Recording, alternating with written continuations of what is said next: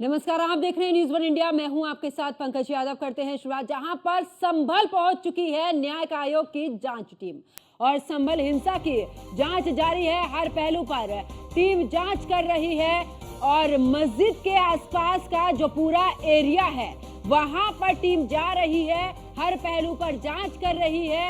और यहां पर देखिए तस्वीरें भी न्यूज़ वन इंडिया आपको दिखा रहा है।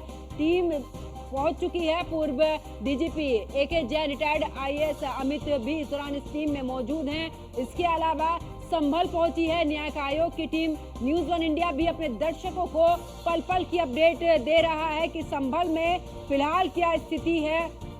वहां पर बाहरी लोगों का जाना पूरी तरीके से बैन कर दिया गया है और जांच टीम वहां पर पहुंची है। 2 महीने में ये रिपोर्ट देनी है जांच टीम को। वहां पर क्या कुछ रहा, हर पहलू पर सुनियोजित षड्यंत्र के बिंदु पर जांच यहां पर टीम की तरफ से। तो संभल में सुरक्षा के कड़े इंतजाम है, चप्पे चप्पे पर प्रशासन की पैनी नजर है। अब क्योंकि पटरी पर धीरे धीरे सामान्य हो रही है लोगों की जिंदगी, और ऐसे में चाहे इंटरनेट बहाली की बात हो या फिर वहां पर बाजारों के खुलने की बात हो, धीरे धीरे अब जो चीजें हैं वो सामान्य होने लगी हैं। लेकिन ऐसे में लगातार प्रशासन अभी भी पैनी नजर बनाए हुए हैं। सियासत भी इस पूरे मामले पर इस दौरान जमकर हो रही है। चाहे समाजवादी पार्टी की बात कर लें या विपक्षी और दूसरे पार्टियों की बात कर लें, मौलाना तौकीर रजा की बात कर लें, तो ऐसे में सियासत पूरी हो रही है। लेकिन इस सियासत के बीच में जो जांच टीम है वो पहुंची है और जांच टीम हर पहलू पर जांच कर रही है। इतनी बड़ी संख्या में भीड़ इकट्ठा कैसे हुई, इतना ही नहीं, घरों पर पत्थर आखिरकार कैसे पहुंचे और पथराव आखिरकार इतनी बड़ी संख्या में किस तरीके से हुआ, क्या सोची समझी पूरी प्लानिंग के साथ में साजिश थी, इसी के तहत यहां पर पथराव हुआ। तो हर पहलू पर पूरे तरीके से जांच इस दौरान जो टीम है वो पहुंच कर रही है। बीती रात की अगर बात करें तो मुरादाबाद पहुंची थी टीम और मुरादाबाद में अधिकारियों से भी बातचीत की। और अब क्योंकि संभल पहुंची है अब से थोड़ी देर पहले, और संभल पहुंचते ही टीम ने अपना काम शुरू कर दिया। वहां पर मौजूद प्रशासनिक अधिकारी हर छोटी छोटी पहलू पर इस दौरान जानकारी देते हुए, घरों की ओर इशारा करते हुए कहां से सबसे ज्यादा पत्थरबाजी हुई, और इसके अलावा महिलाओं ने भी इस दौरान पथराव किया है। तो ऐसे में हर पहलू पर तस्वीरें आप देख रहे हैं, न्यूज़ वन इंडिया आपको एक्सक्लूसिव तस्वीरें दिखा रहा है। देखिए किस तरीके से यहाँ पर जो पुलिस प्रशासन के अधिकारी हैं वो यहाँ पर टीम को पूरी जानकारी दे रहे हैं कि देखिए किस तरीके से लोग यहाँ पर। और देखिए ये जो तस्वीर है ये मुख्य जगह है जहाँ पर कि जामा मस्जिद के अंदर एंट्री होती है, और यहीं से सर्वे की टीम बाहर निकली। और बाहर निकलने के बाद क्योंकि जिस तरीके से सामने आया कि जय श्री राम के नारे लगे और उसके बाद पथराव हुआ, तो इन सब पर भी जांच इस दौरान। और अब मस्जिद के अंदर यहां पर एंट्री करती हुई टीम अब मस्जिद के अंदर पूरे तरीके से जांच करेगी। तो देखिए टीम पहुंच चुकी है और पहले मस्जिद के आसपास का एरिया देखा गया, पथराव कहां से किया गया, भीड़ किधर से इकट्ठा हुई और जो लोगों का हुजूम था वो किस तरीके से वहां पर पहुंचा। और अब क्योंकि टीम मुख्य द्वार से मस्जिद के अंदर पहुंची है, अब वहां पर भी जांच करेगी। तो 2 महीने के अंदर ये जांच रिपोर्ट पेश करेगी इस दौरान टीम। और आपको बता दें कि इससे पहले मजिस्ट्रेट जांच भी वहां पर चल रही।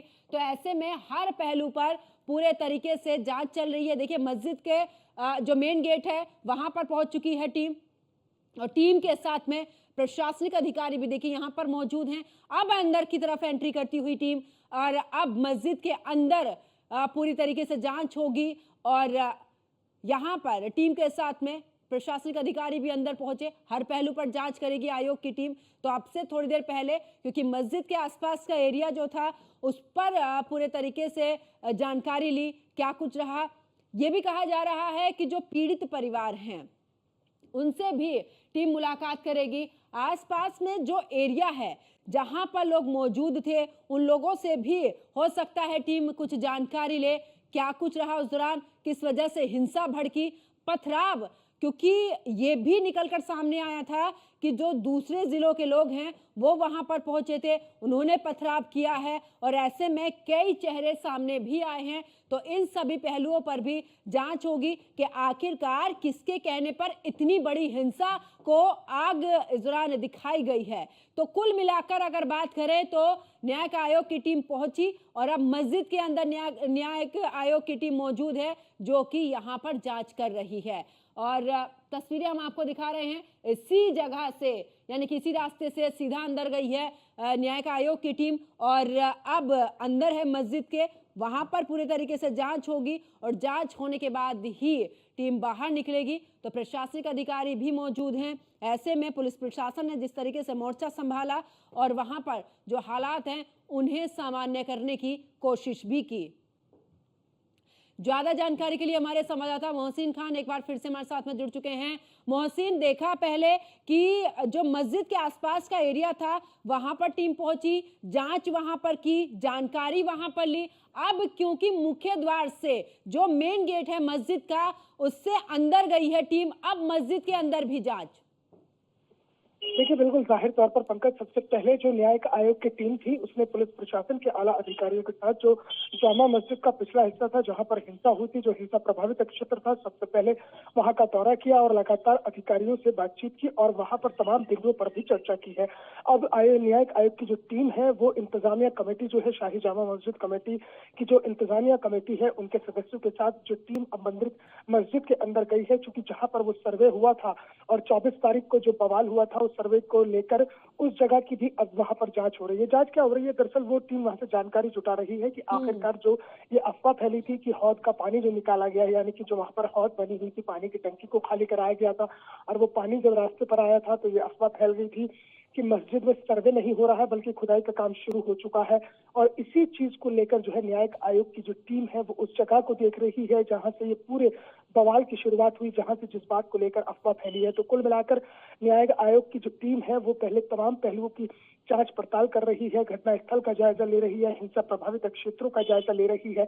उसके बाद में जो है पुलिस प्रशासनिक अधिकारियों से बातचीत होगी जो उस वक्त हिंसा के दौरान यहाँ पर मौजूद थे और जो फ्रंट फुट पर आकर मोर्चा ले रहे थे, जिसमें एसपी संभल कृष्ण कुमार बिश्नोई, डीएम संभल राजेंद्र पैसिया और सीओ अनुज चौधरी जिनके पैर में भी गोली लगी थी, उसके अलावा जो एसपी के पीआरओ है संदीप कुमार, उनके पैर में गोली लगी थी। और तो कुल मिलाकर इन तमाम लोगों से भी बातचीत की जाएगी, इनसे भी पूछताछ की जाएगी कि वहाँ के क्या हालात थे और किस तरह से हालातों को काबू किया गया और 2 से 4 घंटे में ही जो हालातों पर काबू किया गया है उसको लेकर क्या रणनीति बनाई गई थी। तो कुल मिलाकर तमाम बिंदुओं पर जांच पड़ताल होगी और उसके बाद में न्यायिक आयोग की जो टीम है वो अपनी जांच को परत दर परत आगे बढ़ाएगी और 2 महीने के भीतर उसे रिपोर्ट सौंपनी है, जिस रिपोर्ट में न केवल हिंसा का जिक्र होगा, हिंसा के कारणों का, कहां कहां चूक हुई, किसने हिंसा फैलाई है, किस तरह से ये पूरी हिंसा भड़की है और भविष्य में इस घटना की पुनरावृत्ति न हो उसको लेकर भी न्यायिक आयोग की जो टीम है वो अपने सुझाव देगी ताकि उन सुझावों पर अमल किया जा सके और भविष्य में इस तरह के धार्मिक स्थलों पर खासतौर से जो ये चल रही है चीजें की कभी याचिका दाखिल होती है कि यहाँ मस्जिद नहीं मंदिर है और जिस तरह से दावा भी किया गया है कि संभल की शाही जामा मस्जिद नहीं है बल्कि श्री हरिहर मंदिर है और उसको लेकर एक प्रमाण की ये भी निकलकर सामने आया कि जो शाही जामा मस्जिद की ठीक बराबर में एक कुआं है जहां पर 2011 से पहले पूजन हुआ करता था, बाकायदा शुभ कार्य जब भी कभी हिंदू धर्म में होते हैं, चाहे किसी का लड़का पैदा होता है या फिर शादी ब्याह होता है तो कुआं पूजन की एक परंपरा होती है। वो परंपरा 2011 तक चलती रही, यहाँ पर दीपावली के दिए भी लगते रहे, लेकिन 2011 के बाद जो है